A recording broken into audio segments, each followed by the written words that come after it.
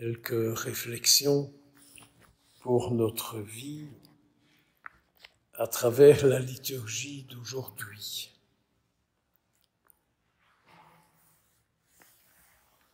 Beaucoup de ceux qui avaient entendu la parole devinrent des croyants. Si maintenant nous nous posions la question les uns aux autres, sur quelle parole vous et moi sommes-nous devenus des croyants? Quelle est la parole que j'ai entendue qui fait que maintenant je suis croyant?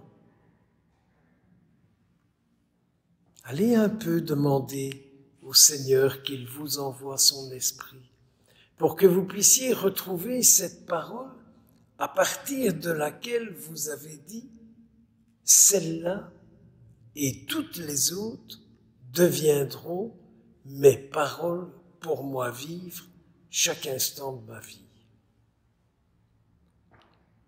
Beaucoup de ceux qui ont entendu la parole devinrent des croyants. On nous dit même que c'est 5000. C'est impressionnant. Au fond, c'est nous qui sommes dans ces 5000-là, aujourd'hui.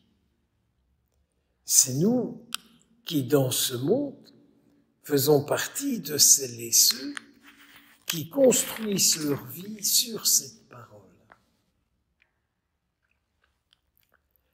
Cette parole qu'on entend amène à des comportements, à des prises de position, à des paroles prononcées qui ne sont pas les mêmes que tout le monde.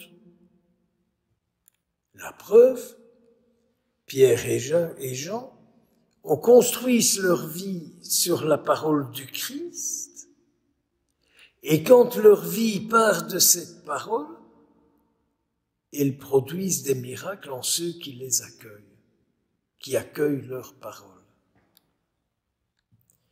Celui qui construit sa vie sur les paroles du Christ, prononce les paroles de grâce du Christ, et ceux qui entendent les paroles de grâce du Christ qui sont prononcées par ceux qui les vivent, cela produit des miracles.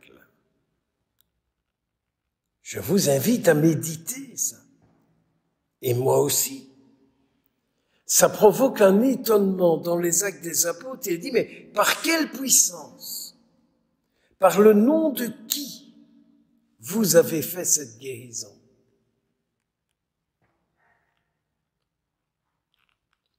Pierre et Jean n'ont pas envoyé cet infirme chez le plus grand spécialiste parce qu'ils avaient leurs entrées, parce qu'ils avaient les moyens.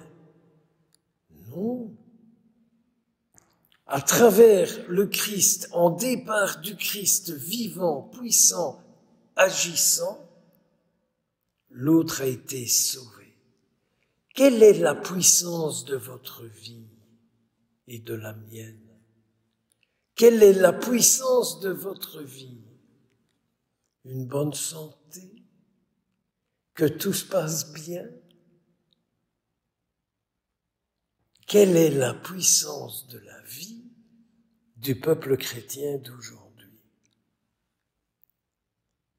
C'est sûr qu'ils sont mal vus parce qu'ils ont fait ça. C'est-à-dire, ils ont fait ce que les croyants ne parvenaient pas à faire. Les prêtres, les responsables du temple et tout le bazar, ils ont, eux, été capables de faire ce que les bons croyants, les justes, ceux qui étaient canoniquement parfaits, n'ont pas réussi à faire. Et il leur dit, la pierre de fondation de notre vie, c'est le Christ. Et c'est par lui que nous vivons. C'est une grâce à demander.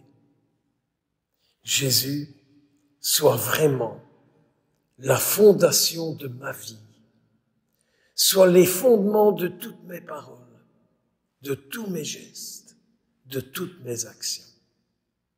Et alors, c'est plus nous qui agirons, mais c'est lui qui pourra agir à travers nous. C'est lui qui pourra agir à travers chacune de nous. Je nous invite à penser à l'état dans lequel se trouvent Pierre et les disciples dans l'Évangile. Ce sont des hommes qui ont abandonné Jésus et qui l'ont renié et qui sont bien obligés de continuer leur vie. Mais quand on continue sa vie avec l'abandon de Dieu en soi, on a souvent une vie stérile.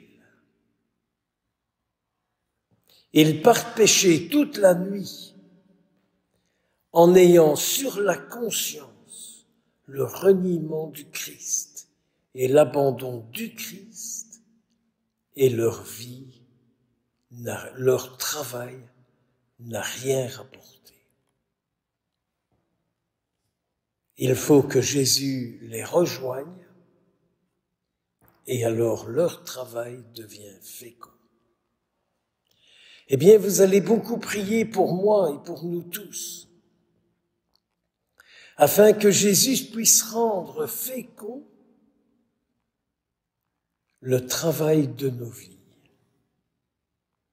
Et alors nous serons fidèles à la parole reçue aujourd'hui. Courage. Amen.